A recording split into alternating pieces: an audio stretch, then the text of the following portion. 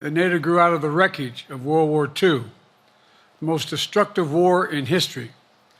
The idea was to create an alliance of free and democratic nations that would commit themselves to a compact of collective defense. Standing together, they knew we'd all be safer. An attack on one would be treated as an attack on all. And it's worked because a would-be aggressor knows if they attack one of us, they'll be attacked by all of us. Sending that message is the best way to deter aggression and prevent wars in the first place. For those who thought NATO's time had passed, they got a rude awakening when Putin invaded Ukraine. Some of the oldest and deepest fears in Europe roared back to life because once again, a murderous madman was on the march. But this time, no one cowered in appeasement, especially the United States. We collected intelligence that Russia was planning to invade Ukraine months before the invasion. I directed the intelligence community to be a significant amount of intelligence be declassified so I could start building an international coalition to oppose the invasion. Then in February, some of you remember, I warned the world that the invasion was imminent. I rallied a coalition of 50 nations from Europe to Asia to help Ukraine defend itself. Many foreign policy experts thought as Putin amassed Russian forces just 100 miles north of Kyiv, the capital of Ukraine, but Putin thought it was the mother home of Russia. The capital would fall in less than a week. But the Ukrainian people, backed by a coalition to help build, stopped them. Today, Kyiv still stands, and NATO stands stronger than it has ever been. During the week of this summit, several heads of states made it a point in their statements to thank the United States and to thank me personally for all that NATO has achieved.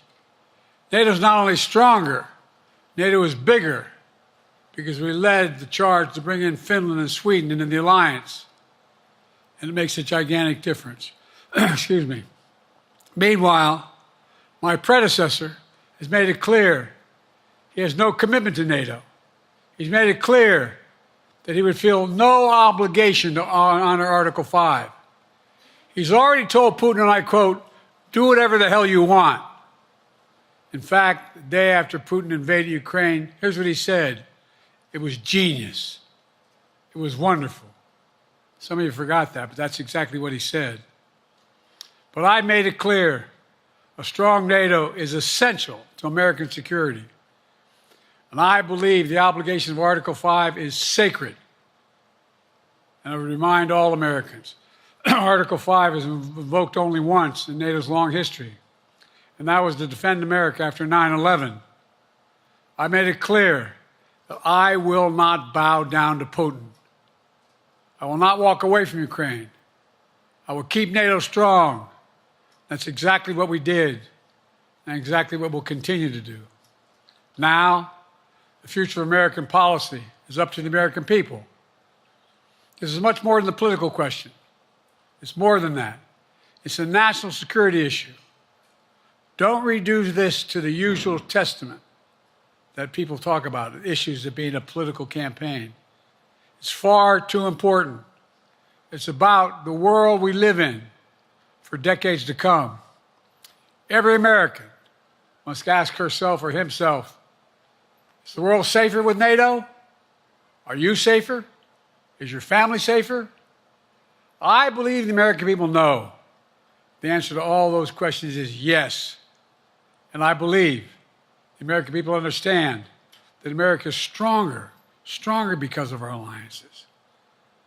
I believe the American consensus from Truman to Reagan to me still holds today. America cannot retreat from the world. We must lead the world. We are an indispensable nation, as Madeleine Albright wrote. Now let me turn to three other key issues. Just this morning, we had a great economic report showing inflation is down. Overall prices fell last month. Core inflation is the lowest it's been in 3 years. Prices are falling for cars, appliances, and airfares. Grocery prices have fallen since the start of the year. We're going to keep working to take down corporate greed to bring those prices down further. Meanwhile, Trump's calling for a 10% tariff on everything Americans buy, including food from overseas, vegetables, and other necessities. And economists tell us that would cost the average American working family another $2,500 a year. It's a tax of $2,500 a year. Second, our efforts to secure the border, the southern border, is working. After Trump killed the bipartisan effort to secure the border, Republicans and Democrats had worked on, because he thought it would benefit me and make him a loser, Republicans walked away. So I took executive action last month. As a consequence, working with Mexico, border encounters have gone down over 50%. The current level is lower today than when Trump left office. Third, for months, the United States has been working to secure a ceasefire in Gaza, to bring the hostages home, to create a path for peace and stability in the Middle East. 6 weeks ago, I laid out a detailed plan in writing. It was endorsed by the UN Security Council, the G7.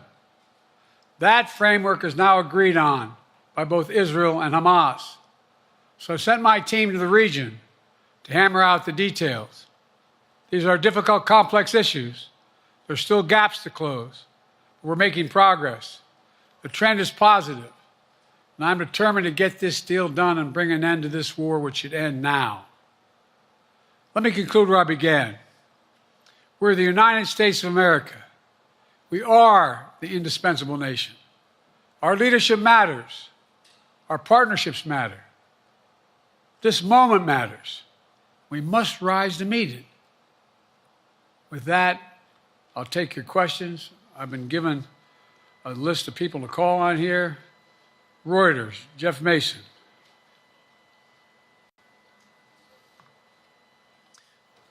Mr. President, your political future has hung over the NATO summit a little bit this week. Speaker Pelosi made a point of suggesting that your decision on whether to stay in the race was still open. George Clooney and a handful of lawmakers have called on you to step aside. Reuters is reporting tonight that UAW leadership is concerned about your ability to win. UAW just endorsed me, but go ahead. Thank you. My question for you is, how are you incorporating these developments into your decision to stay? And separately, what concerns do you have about Vice President Harris's ability to beat Donald Trump if she were at the top of the ticket? Look, I wouldn't have picked Vice President Trump to be vice president because I think she was not qualified to be president. So let's start there. Number one. The fact is that the consideration is that I think I'm the most qualified person to run for president. I beat him once, and I will beat him again.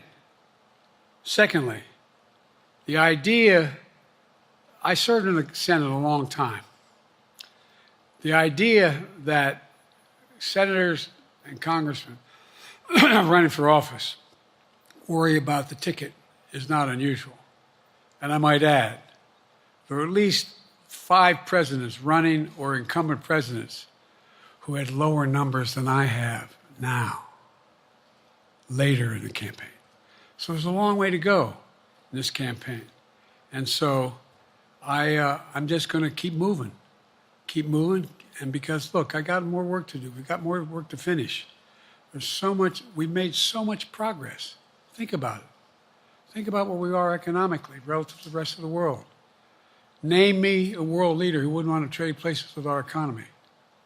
We've created over 800,000 manufacturing jobs, 1.5 million jobs. So things are moving. We got more to go.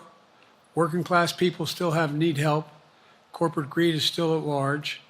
The prices, the corporate profits have doubled since the pandemic. They're coming down. And so I'm optimistic about where things are going. Danny Kemp, AFP. Thanks. Thank you, Mr. President. I wanted to ask you about your, you mixed up Presidents Zelensky and Putin earlier today. And you now have sort of your key allies, including the British Prime Minister, the President of France, the German Chancellor having to step in and make excuses for you on that. Officials here are saying off the record that your decline has become noticeable.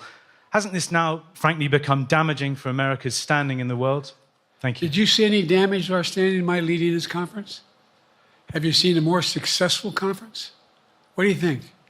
And the Putin piece, I was talking about Putin, and I said, and now, at the very end, I said, here, I mean, Putin. I said, no, I'm sorry, Zelensky. And then I added 5 other names. Look, guys, the idea anybody suggests that we haven't had an incredibly successful conference. How many times did you hear in that conference, I know it sounds too self-serving, but other leaders, heads of state, in thanking me, saying the reason we're together is because of Biden, because Biden did the following. Look, folks, this is, well, anyway, I thought it was the most successful conference I've attended in a long time, and find me a world leader who didn't think it was. Next one, Nancy Cordes, CBS. Thank you, Mr. President. You mentioned other instances in history where presidents have faced a challenge, but what makes this moment in history so unique is that it is not your enemies who are calling on you to reconsider your decision to stay in the race. It's your friends, supporters, people who think you've done a great job over the past 4 years.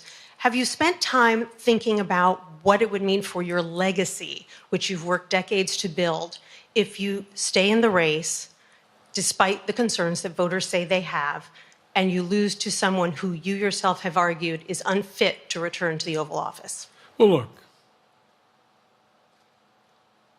I'm not in this for my legacy. I'm in this to complete the job I started. As you recall, understandably, many of you and many economists thought my initial initiatives that I put forward, can't do that, it's going to cause inflation, things are going to skyrocket, the debt's going to go up. What are you hearing now from mainstream economists? 16 economic Nobel laureates said I've done a hell of a job. That under my plan so far and what's going to happen in the future if I'm reelected, that things are going to get much better. Our economy is growing. I was determined when I got elected to stop the trickle-down economic theory, that if the wealthy did very well, everybody else would do well. My dad was a well-read, decent guy. I don't remember much trickling down on his kitchen table. Middle-class people and working-class people need help. And so what happened is I decided to implement, was able to implement as president, what I believed when I was a senator. And that is that the way to build this economy is from the middle out and the bottom up. That way we grow the economy. And the wealthy still do very well. They do fine. And guess what? Find me an economist, a mainstream economist who said we haven't done well. What have we not done that isn't working right now? And so we got more to do, though. We got to finish the job. And by the way, I come from the corporate state of the world. Delaware has more corporations registered in Delaware than every other state in the nation combined. I'm not anti-corporate, but corporate profits have doubled since the pandemic, doubled.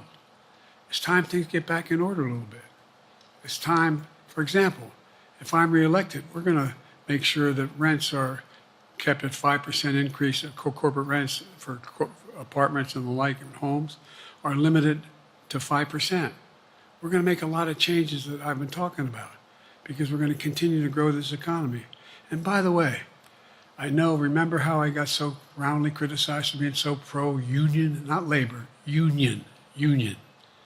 Well, guess what? I've been the most pro-union labor president in history. Not a joke. And guess what? We had the Treasury Department do a study. When unions do better, everybody does better. Everybody does better. And we talk about how, for example, when I went remember when we talked about getting the computer chip industry back in the United States? Used to be 40% of the industry. We invented the chip. 40% of the industry was in the United States. And former presidents decided that the best way to do it is find the cheapest labor in the world, send the product over there, and import what the product was. And so what did I do? I was told not to go over to Europe, to Asia, including Europe, but Asia. And I remember going to South Korea, convincing them to invest $20 billion in the United States to build computer chip factories. And I asked why when they finally decided to do it. And the answer was because you have the safest economy in the world and you have the best workers in the world. So the whole idea here is we've invested, there's over $50 billion in investment in computer chip manufacturing just coming into being. None of you thought that would happen. None of you thought that would happen. But it's happening. It's happening. And it's going to grow economies all through. And by the way, red states and blue states. Matter of fact, there's as much in red states as in blue states. I've made no distinction. So my generic point is that the idea that we can't continue to build and grow the economy, make it fair. And like I said, from my standpoint, when the middle class does well, that's when the whole economy grows. The poor have a shot, the wealthy do well. But the wealthy got to start paying their taxes. As a follow-up, sir, you mentioned that your Vice President Kamala Harris would be ready to serve on day one. Can you elaborate on that? What is it about her attributes and her accomplishments over the last 4 years that make her ready to serve on day one if necessary? First of all, the way she's handled the issue of freedom of women's bodies to have control over their bodies. Secondly, her ability to handle almost any issue on the board. This was a hell of a prosecutor. She was a first-rate person, and in the Senate she was really good. I wouldn't have picked her unless I thought she was qualified to be president. From the very beginning, I made no bones about that. She is qualified to be president. That's why I picked her. Felicia Schwartz, Financial Times. Thank you, Mr. President. Presidency is the most straining job in the world, and it's 24/7. How can you say you'll be up for that next year, in 2 years, in 4 years, given the limits you've acknowledged that you have today? The limits I've acknowledged I have? There's been reporting that you've acknowledged that you need to go to bed earlier and your evening around 8. That's not true. Look, what I said was, instead of my every day starting at 7 and going to bed at midnight, it'd be smarter for me to pace myself a little more. And I said, for example, the 8, 7, 6 stuff, instead of starting a fundraiser at 9 o'clock, start at 8 o'clock. People get to go home by 10 o'clock. That's what I'm talking about. I'm not talking about, and if you looked at my schedule since I made that stupid mistake in the campaign, in the debate, I mean, my schedule has been full bore. I've done, where's Trump been? Riding around in his golf cart, filling out his scorecard before he hits the ball? I mean, look, he's done virtually nothing. And I have, I don't know how many, don't hold me to it, roughly 20 major events. Some of them with thousands of people showing up. And so I just think it's better. I always have an inclination, whether I was playing sports or doing politics, just to keep going, not stop. I just got to just pace myself a little more. Pace myself. And the next debate, I'm not going to be traveling into 15 time zones a week before. Anyway, that's what it was about. That's what it was about. And by the way, even with that, I love my staff, but they add things all the time. At the very end, I'm catching hell from my wife for that. Anyway, I'm sorry. Zeke Miller, Associated Press.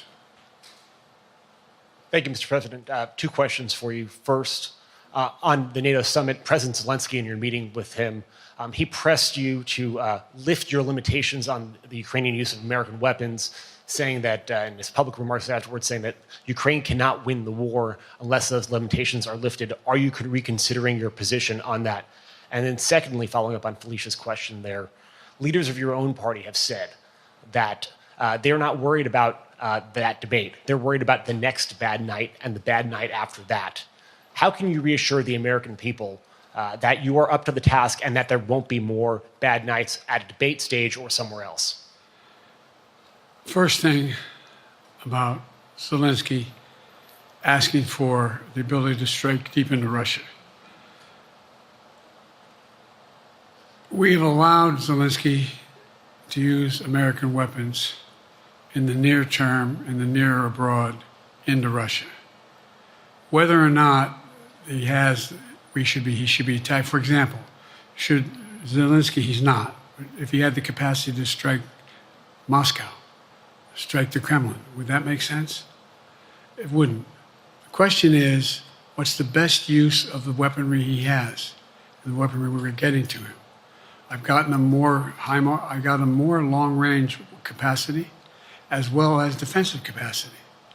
And so our military is where I'm following the advice of my commander-in-chief, the chief of staff of the military, as well as the Secretary of Defense and our intelligence people.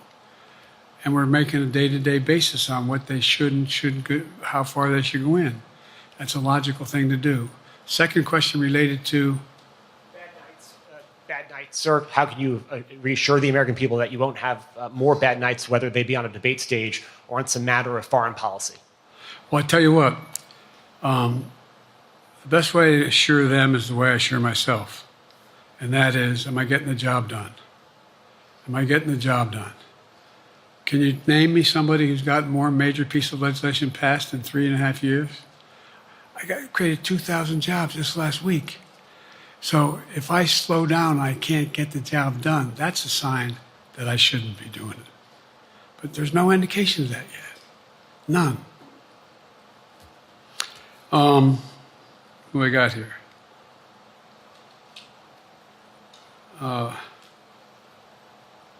Merrick, Pulaski Radio.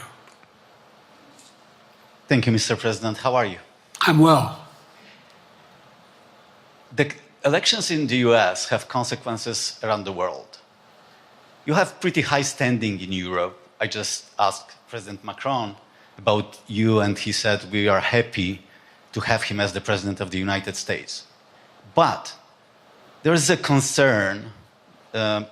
Many people in Poland and across Europe are worried that the former president may win the election.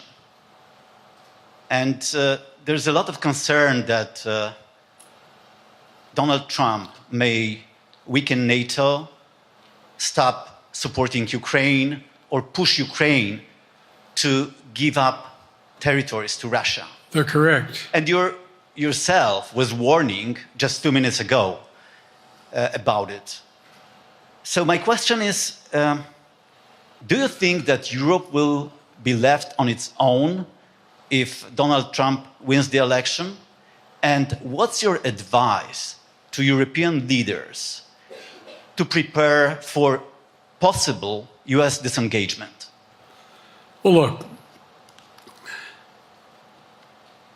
I think, how can I say this without sounding too self-serving? I'm not having any of my European allies come up to me and say, Joe, don't run. What I hear them say is, you've got to win. You can't let this guy come forward. It'd be a disaster. It'd be a disaster. I mean, I think he said in one of his rallies, don't hold me to this, recently, where NATO, I just learned about NATO, or something to that effect. Foreign policy has never been his strong point. And he seems to have an affinity to people who are authoritarian. That worries, as I tell you from Poland, that worries Europe. That worries Poland. And nobody, including the people of Poland, think that if he wins in Ukraine, he's going to stop in Ukraine, that that's going to be the end of it. And so what I can say is, I think I'm the best qualified person to do the job, to make sure that Ukraine does not fall, that Ukraine succeeds, that the European alliance stays strong. You may recall, no one was talking about Finland joining NATO. I remember talking to Putin right after we got elected in Geneva, and he was talking about what we should do. We couldn't be in Eastern Europe, etc. And I said, you're looking for the Finlandization of Ukraine. I said, you're going to get the NATOization of Finland. And about 4 weeks later, I got a call. That's not true. Probably 5 months later, from the president of Finland, could he come and see me? In my office. I invited him to the Oval Office. We sat down and talked. He said he wanted to join NATO. Could I help? And I did. It wasn't automatic. And then I got a call from the Swedes. I beg your pardon?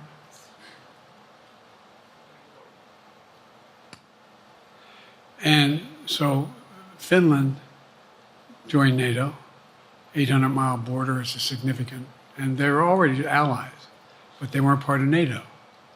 And you heard, I think you heard, maybe, I can't recall whether he said it publicly in a closed meeting, but he wouldn't mind it being repeated. He said, we decided in Finland, the people of Finland decided they had to be part of NATO. It was in our interest because of the joint ability to be together, to dissuade any attack on Finland. And the same thing with Sweden. It took a lot of selling to some folks, particularly in Turkey and other places, to agree to the expansion. But it expanded. And we're a hell of a lot stronger because of it. We're more secure because of it. And by the way, I was able to get 50 other nations, 50, to support Ukraine. 50.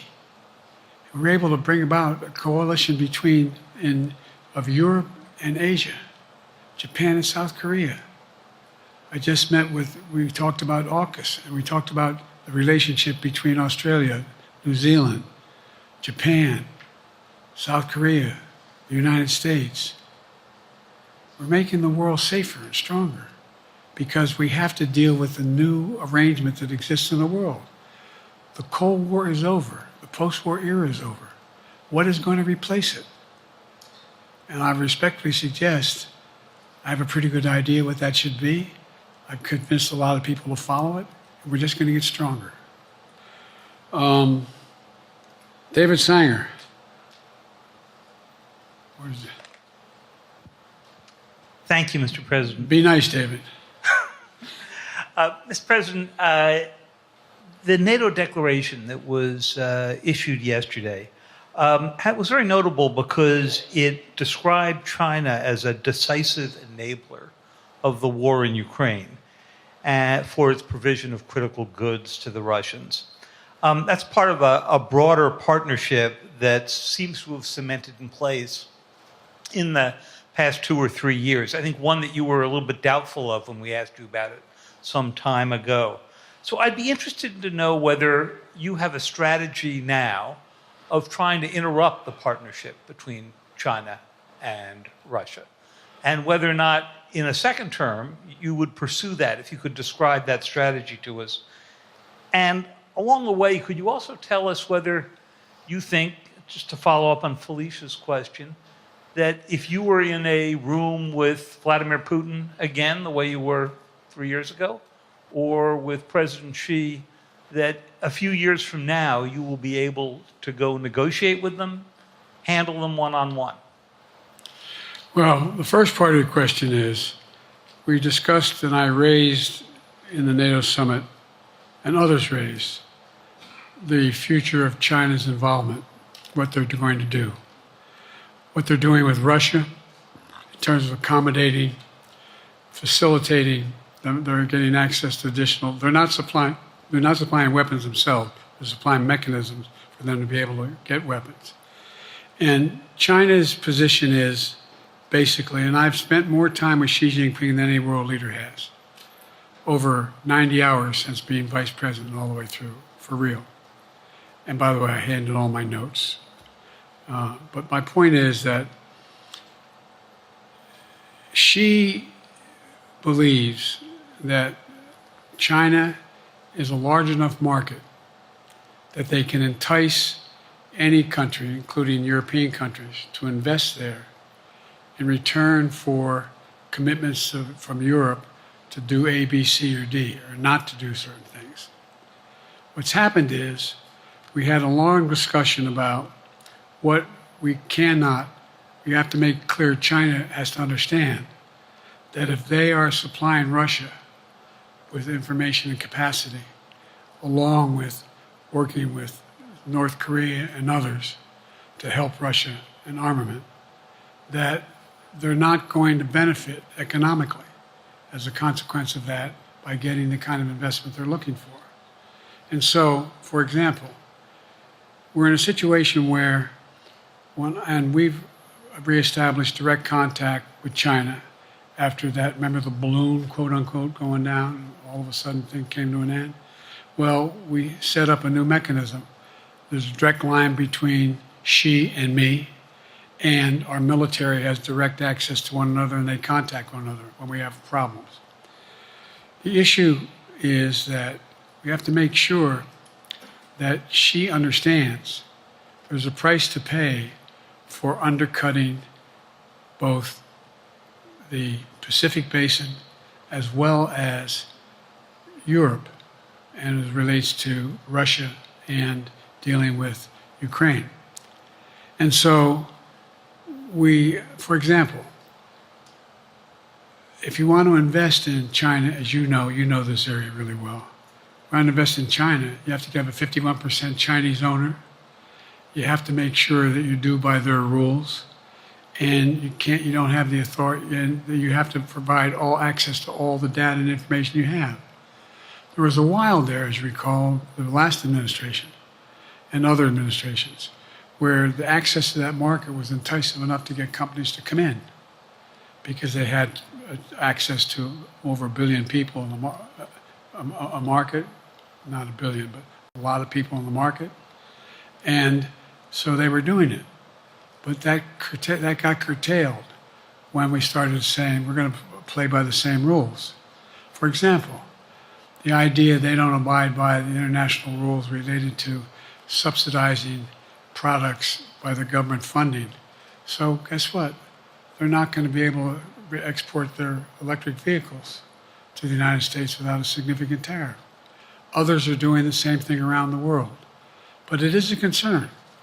It is a concern that you have both China, North Korea, Russia, Iran, countries that are not necessarily coordinated in the past, looking to figure out how they can have impact. Interrupt that impact? Yes, I do, but I'm not prepared to talk about the detail of it in public. And I think you'll see that some of our European friends are going to be curtailing their investment in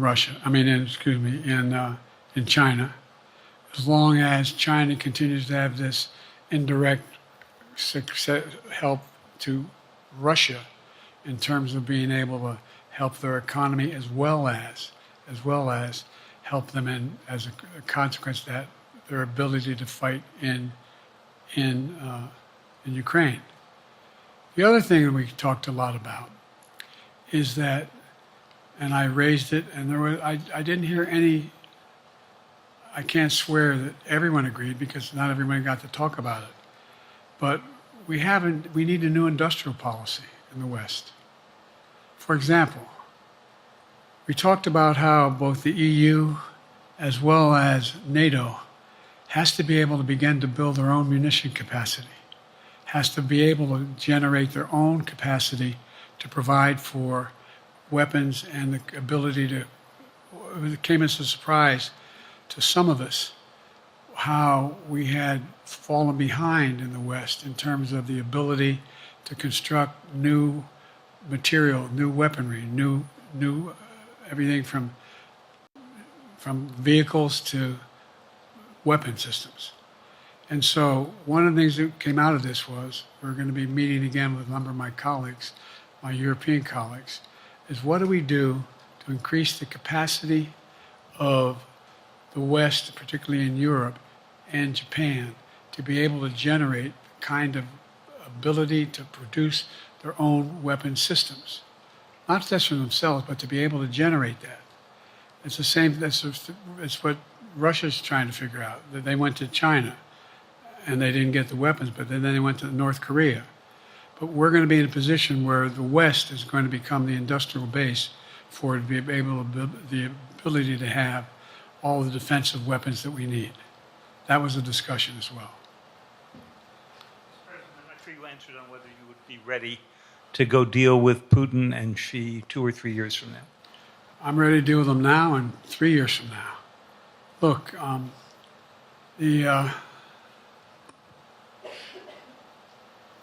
like I said, I'm dealing with Xi right now and direct contact with him. I have no good reason to talk to Putin right now. There's not much that he is prepared to do in terms of accommodating any change in his behavior. But there isn't any world leader I'm not prepared to deal with. But I understand the generic point is Putin ready to talk? I'm not ready to talk to Putin unless Putin's ready to change his behavior. And the idea, look, Putin's got a problem. First of all, in this war that he is supposedly have won, and by the way, I think, don't hold me to the exact number, but I think that Russia had 17.3% of Ukraine that they conquered. Now it's 17.4. I mean, in terms of percentage of territory. They've not been very successful.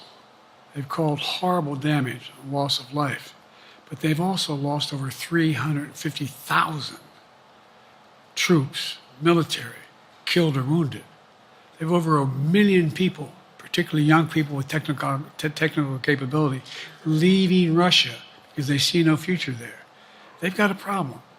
But what they do have control of is they are very good at controlling and running the public outcry that relates to how they use mechanisms to communicate with people.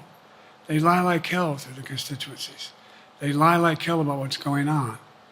And so the idea that we're going to be able to fundamentally change Russia in the near term is not likely. But one thing for certain, if we allow Russia to succeed in Ukraine, they're not stopping in Ukraine. I recommend, I know you know this because you've written about it, read Putin's speech after they moved in, what it was all about in Kyiv.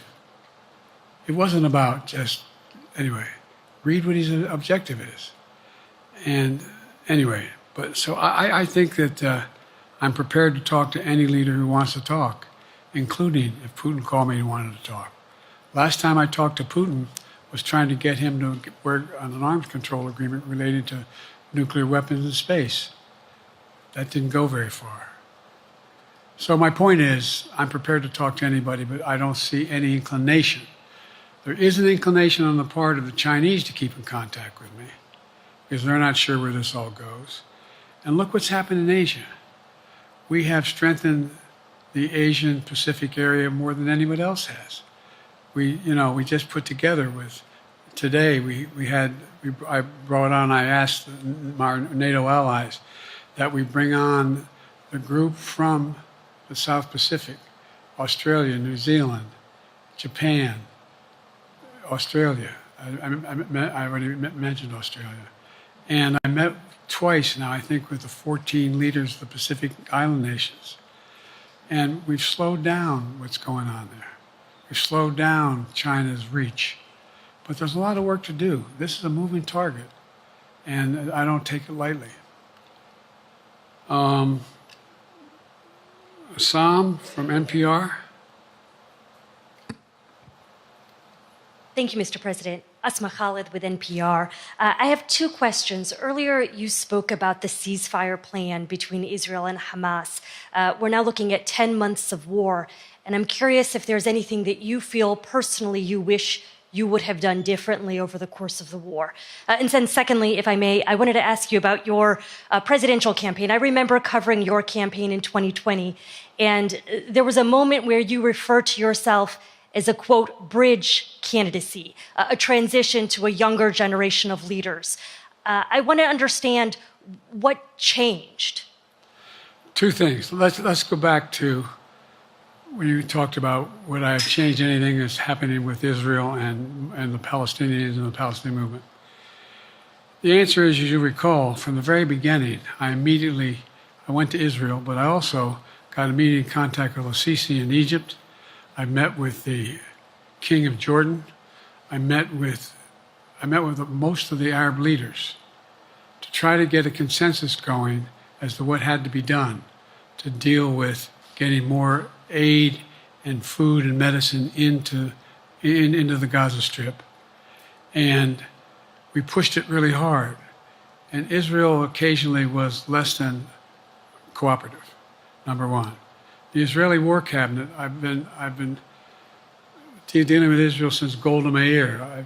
Some of the reporters around here cover me all the time have heard me say this. The first time I met with Golda Meir, I sat across from her at her desk, and her assistant was Rabin sitting next to me. That's how far back I go. I know Israel well, and I support Israel. But this war cabinet is one of the most conservative war cabinets in the history of Israel. And there's no ultimate answer other than a two-state solution here.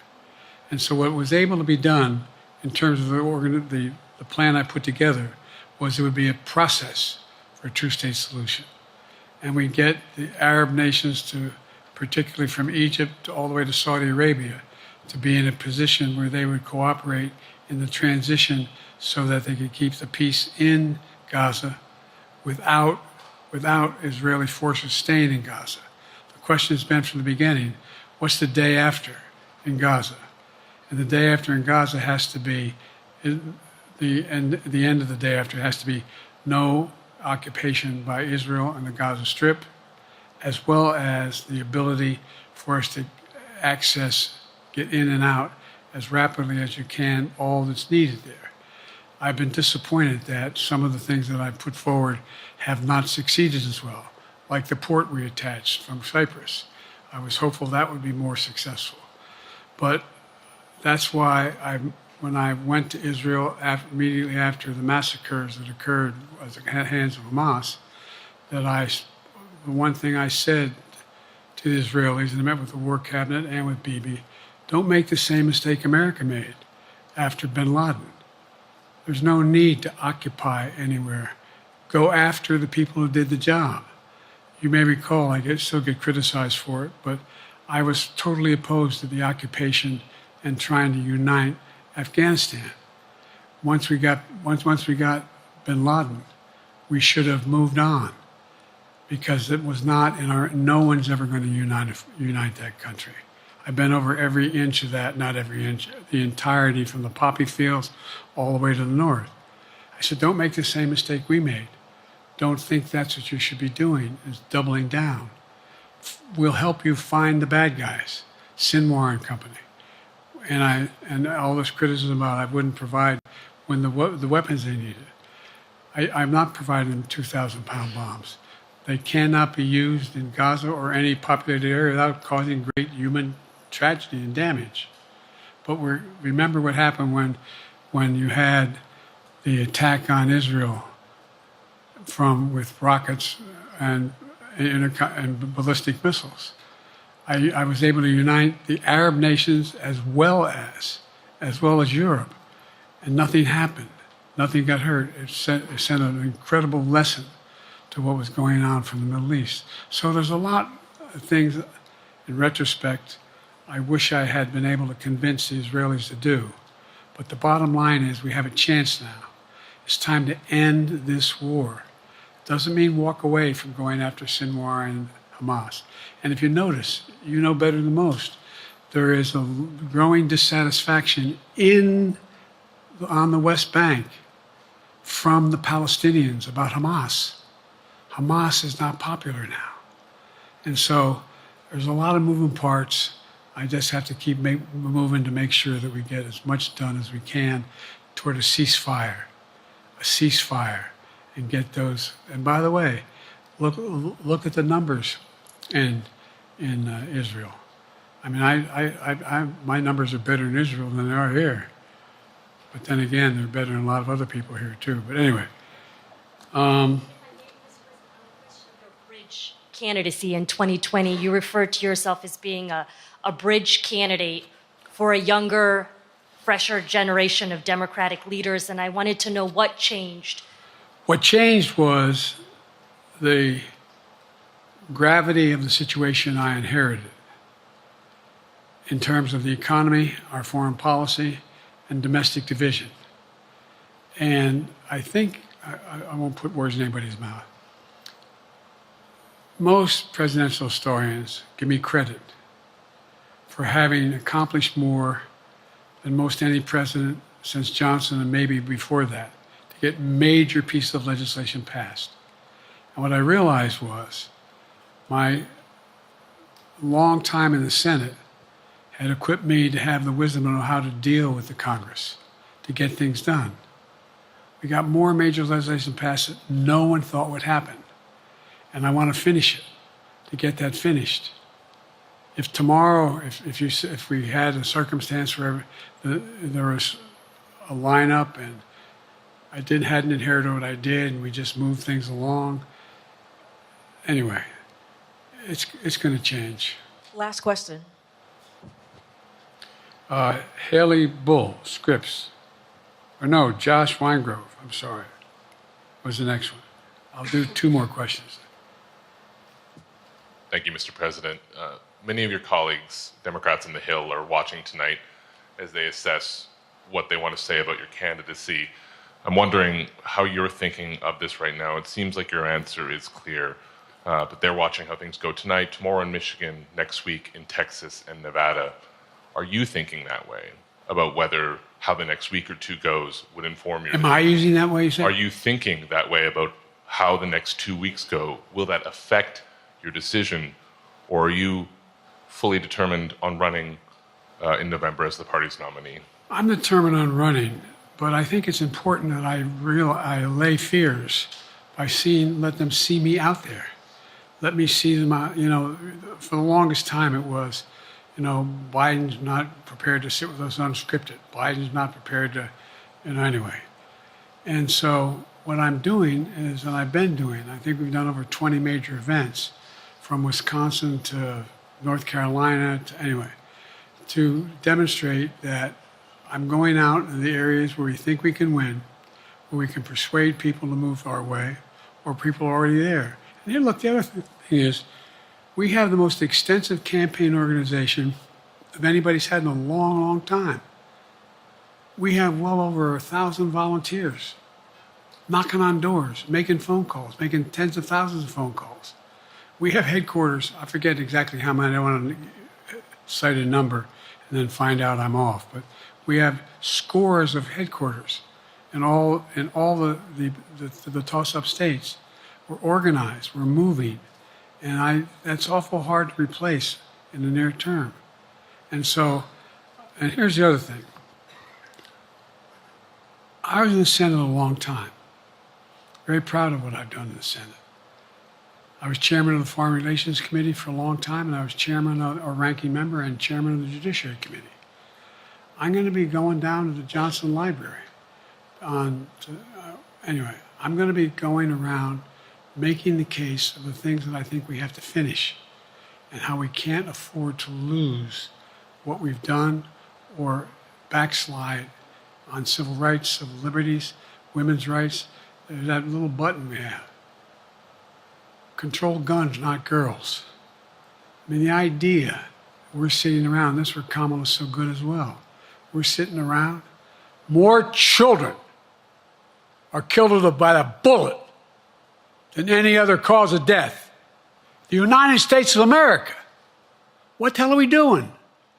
What are we doing? We got a candidate saying, promised the NRA, don't worry, I'm not going to do anything. I'm not going to do anything. You got a Supreme Court that is what you might call the most conservative court in American history. This is ridiculous. There's so much we can do still, and I'm determined to get it done. It's about freedom. And by the way, I'll end this. Well, I'm not going to do that. Haley has to come up too. But I remember I made a speech on democracy in Philadelphia at Independence Hall. And I'm not being critical, just observing. The bulk of the press said, what the hell is he talking about that for? Democracy. You did. Democracy is not an issue. Democracy is not an issue. Except the polling data showed 60% of the people knew I was right, thought I was right. I'm not asking you a question. You don't have to answer, obviously. But do you think our democracy is under siege based on this court? Do you think democracy is under siege based on Project 2025? Do you think he means what he says when he says he's going to do away with the civil service, eliminate the Department of Education, make sure, we've never been here before. And that's the other reason why you say, hand off to another generation. I've got to finish this job. I've got to finish this job because there's so much at stake. We've had some discussions over the past few days with your press secretary about the question of health exams.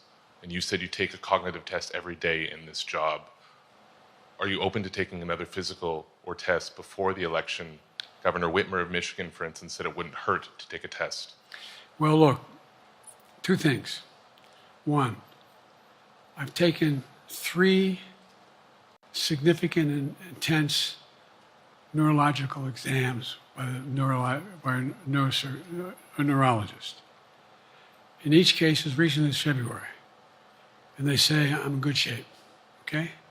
Although I do have a little problem with my left foot because it's not as sensitive because I broke my foot and didn't wear the boot. But I'm good. I'm tested every single day about my neurological capacity to do decisions I make every day. You talk to my staff, all of you talk to my staff. Sometimes my staff talks a lot. But the fact of the matter is, I don't think you have them telling you that all the major ideas we've undertaken haven't been in part initiated by me. I remember when the staff and I said, I'm going to go to South Korea, we're going to get the chip. What are you doing? I'm going to get Japan and Korea back together again after essentially having hostilities toward one another since the end of World War II. I'm going to move and see that we can expand. The only thing age does is help you with it, creates a little bit of wisdom if you pay attention. And so the point I'm making is, I think it's important that if the neurologist tells me he thinks I need another exam, and by the way, I've laid every bit of the record out, hadn't hidden a thing. You ought to ask Trump for his, okay? I laid it all out. And every single day I'm surrounded by good docs. If they think there's a problem, I promise you, or even if they don't think it's a problem, they think I should have a neurological exam again, I'll do it. But no one's suggesting that to me now. And I'll ask you another question. No matter what I did, no one's going to be satisfied. Did you have 7 docs? Did you have 2? Who'd you have? Did you do this? How many times did you? So I am not opposed if my doctors tell me I should have another neurological exam, I'll do it. But that's where I am. Haley Bull, Scripps. Thank you, Mr. President. You said you're making decisions on a day-to-day basis when it comes to support for Ukraine. Does that mean you have not closed the door on further considering lifting restrictions for U.S.-made weapons inside Russia? And if I may, your convention is coming up where your delegates are pledged to make you the official nominee. If they have second thoughts, are they free to vote their conscience? Obviously, they're free to do whatever they want, but I get overwhelming support. Overwhelming support. I won, I forget how many votes I won in the primary. Overwhelming. And so tomorrow, if all of a sudden I show up at the convention, everybody says, we want somebody else, that's the democratic process. It's not going to happen. Even if that means they vote for someone else? Sure. Look, I'll end this with this. I served in the Senate a long time. I understand the impetus of candidates running for local office and whether they think the topic can help them or not. In my state of Delaware, which was a very, at least it was a red state when I started, in terms of where you now talk red and blue. I don't recall most of the Democratic presidents winning my state when I was a candidate. The truth of the matter is I understand the self-interest of a candidate. If they think that, running with Biden at the top is going to hurt them, then they're going to run away. I get it. But so far, go and look at the polling data in their states.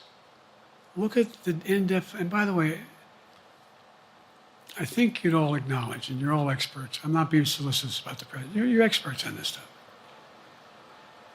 How accurate does anybody think the polls are these days? I can give you a series of polls where you have likely voters, me versus Trump, where I win all the time. When the unlikely voters vote, he wins sometimes. The bottom line is all the polling data right now, which I think is premature because the campaign really hasn't even started. I mean, it hadn't started in earnest yet. Most of the time, it doesn't start till after September, after Labor Day. So a lot can happen. But I think I'm the best I believe I'm the best qualified to govern. And I think I'm the best qualified to win. But there are other people who could beat Trump too. But it's awful start from scratch. And, we talk about, money raised. We're not doing bad. We got about $220 million in the bank. We're doing well. So with that, you want to follow up on any of that you just asked me? Yes. You earlier explained confidence in your vice president. Yes. If your team came back and showed you data that she would fare better against former President Donald Trump, would you reconsider your decision to stay in the race? No, unless they came back and said, there's no way you can win. Me. No one's saying that. No poll says that. Okay. Thank you. This ends tonight's press conference. Thanks, everybody.